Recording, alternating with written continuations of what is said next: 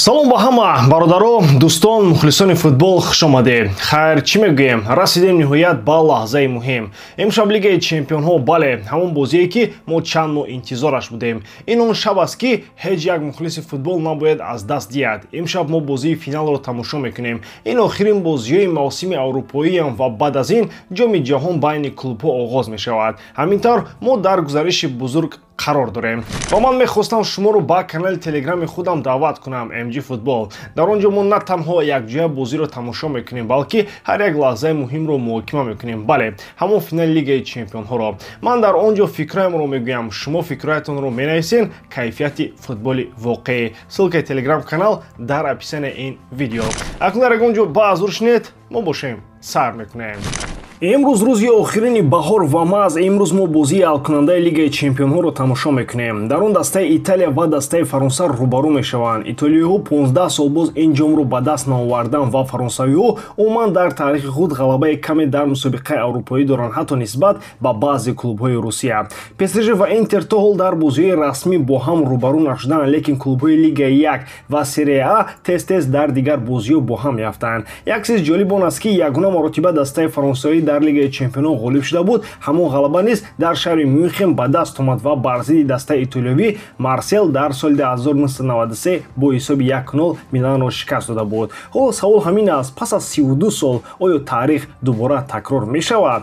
Тамошои рақобатро бо 1x ҷолибтар гардонед. Ин ширкат чандин сари сол мешавад ки кору фаъолият дорад ва беҳтарин шароитҳоро фароҳам меорад. Танҳо дар мо ва танҳо барои шумо мо промо тайёр кардем бо номи AMG 0777 ки нафароне ки то ҳол регистратсия накарданд метавонанд дар аввалин пардохти худ то ҳаҷми 8000 сомонӣ бонус ба даст оранд. Ссилкаи бозӣ дар комментарияи ин видео. Имкониятро аз даст надиҳед.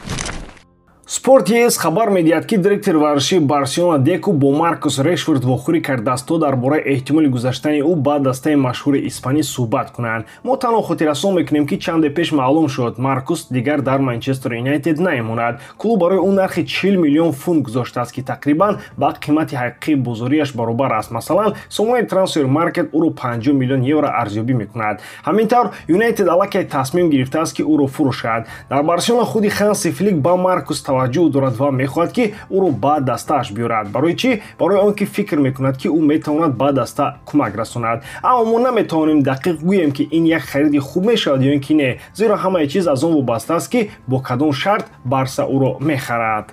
Маркус ҳоло дар як ҳафта 350 000 фунт мегирад. Савол ин аст, оё Барселонаро лозим аст ки барои як бозингар ин қадар пул диҳад? Баъд аз ҳама ҳеҷ кас гуфта наметавонад ки ӯ дар ҳайати асосӣ бозӣ мекунад. Барои ҳамин шарту шароити молиявӣ дар ин ҷо хеле муҳим мешаванд. Шояд асоси ин мулоқот дар он буд ки Деко ба Маркус ва агенти ӯ фаҳмонад, агар онҳо ростӣ хоҳанд ба Барса раванд, бояд барои ин кӯшиш кунанд ва баъзе шартҳоро қабул кунанд. Ва ростӣ шояд ин гап каме аҷиб намояд, аммо мумкин аст ки худи Барселона барои Маркус интихоби беҳтарин набошад. Ба фикри мо ӯ барои Лигаи Англия бештар муносиб аст. Агар ӯ ҳамон ҷо монад, маошашро нигоҳ медорад ва мумкин аст ки боз ҳамон Рэшфорди беҳтаринро бинем. Чӣ фикр мекунед, агар ӯ ба Тоттенхем равад? Ин даста дар мавсими нав дар Лигаи Чемпионҳо бозӣ мекунад ва ба онҳо дар ҳақиқат як пешсаф намерасад. Маркус метавонад барои онҳо кӯмак кунад. Дар рӯи коғаз идеяи хуб менамояд. Ҳатто Ньюкасл ва Астон Вилла ҳам метавонанд ҷойҳои муносиб бошанд то ӯ дар он ҷо идома диҳад. Ва албатта мо набояд Челсиро фаромӯш кунем, аммо дар мавриди Челси каме шаку шубҳа аст.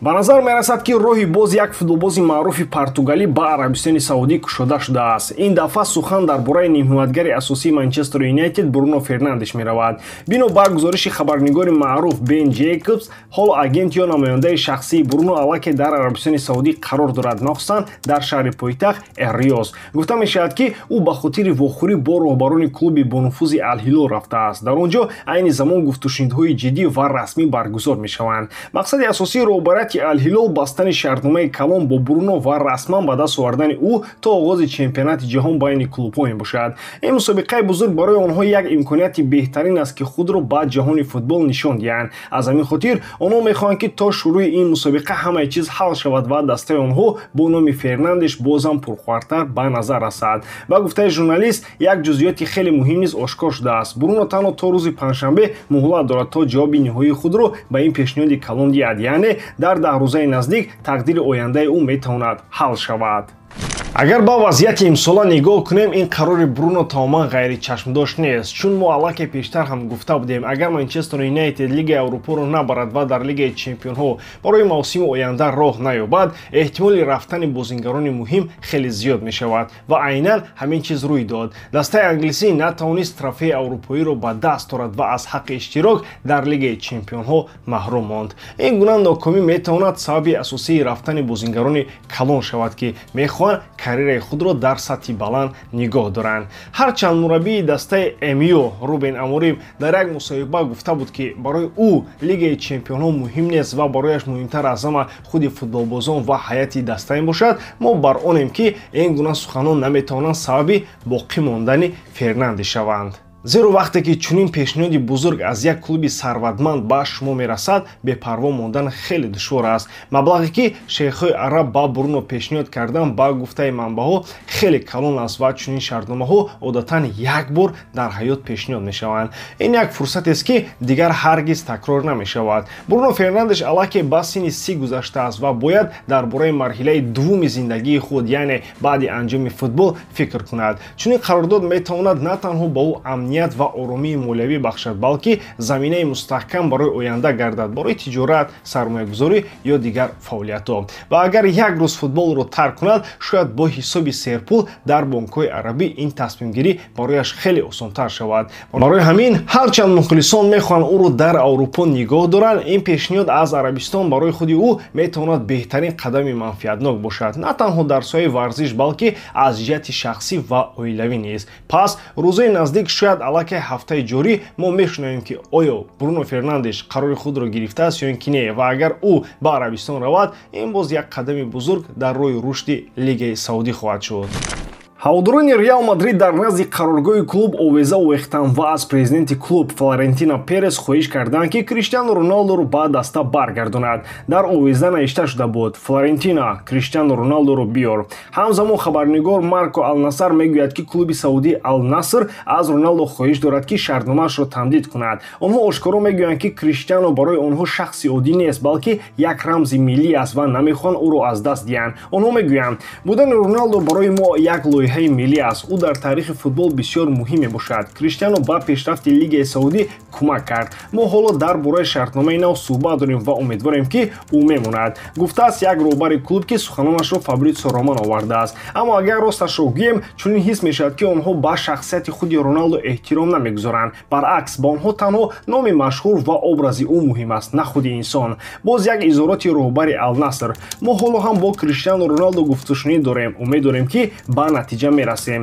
Аммо то имрӯз ягон тамдиди шартнома сурат нагирифтааст. Худи Криштиану баъди охирин бозии мавсим чунин паём гузошт: ин қисса ба анҷом расид, таърих ҳоло ҳам идома дорад, ба ҳама ташаккур.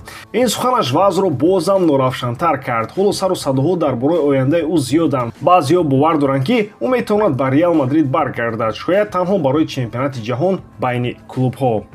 Баъзе хабарҳо мегӯянд, ки ӯ ба Челси меравад, дигарон мегӯянд, ки бо Ал-Наср шартномаи нав мебандад, аммо аввал бо Ал-Ҳилол дар чемпионати ҷаҳон бозӣ мекунад. Ростӣ, ҳамааш ба як намоиш монанд аст. Чунин чизро дар Англия тасаввур кардан ғайриимкон аст, лекин футбол дар Саудия бештар ба афсона монанд аст, ё беҳтараш гӯем, ба як бозии шоҳона. Аз ин рӯ ҳар чиз мумкин аст. Бозгашти Роналду ба Реал Мадрид, агар бо чашми ҳақиқат нигоҳ кунем, шубҳаовар аст. Бале, мухлисон мехоҳанд ӯро дар Сантьяго Бернабеу бинанд, аммо клубу роҳбарият ба ӯ дар воқеъ ниёз доранд? Савол бисёр аст. Шояд танҳо барои шод кардани мухлисон дар чемпионати ҷаҳон ӯро баргардонанд. Аз ҷиҳати варзишӣ бошад, Роналду барои даста ҳатто метавонад монеа шавад. Челси шояд ҷои муносибтар бошад, аммо ҳатто он ҷо ҳам мушкилиҳои кам нестанд. Роналду намехоҳад бозингари захиравӣ бошад. Ӯ ҳатман мехоҳад, ки дар ҳайати аввал бозӣ кунад. Ин метавонад фазои дохилии дастаи Марескаро вайрон кунад ва ҳатто боиси аз кор рафтани мураббӣ гардад. Ҳодисаҳое ҳастанд, ки мураббиён барои баҳс бо Роналду корро аз даст доданд, мисли Мауритсио Сарри. Агар дар ҳақиқат ба ояндаи ӯ нигоҳ кунем, беҳтарин вариант шояд Спортинг бошад. Дастаи зодгоҳаш, лигаи осонтар, ҷои доимӣ ва имкони иштирок дар Лигаи Чемпионҳо. Реал ва Челси шояд дигар барои ӯ хеле сахт шудаанд, ё мумкин ӯ дар Саудия мемонад. Имкони дигар ин аст ки тамоми ин суҳбатҳо дар бораи шартнома танҳо як роҳ бошанд, то мардум боз ҳам дар бораи ӯ ҳарф зананд. Мумкин бозӣ мекунанд, овозҳо паҳн мекунанд ва охир шартномаро дароз мекунанд. Ё шояд тавре гуфта шуд тавассути Ал-Ҳилол ба чемпионати ҷаҳон меравад, агар он мусобиқа барои ӯ он қадар муҳим бошад. Шумо чӣ фикр доред дар бораи эҳтимоли бозгашти Роналду? Бовар доред? Ба фикри шумо кадом даста барои ӯ ҳоло беҳтарин вариант аст? Дар комментария нависед. Мо ҳамеша омодаем ки ҳамавақт фикрҳои шуморо гӯш кунем. Ба ҳамин тамом боридиам ки эҷодкории ман ба шумо писанд меояд. Лайк, комментария ва дар канал обуна шуданро аз ёд набароред. Бо шумо мисли ҳар вақта Муҳаммад Гайров.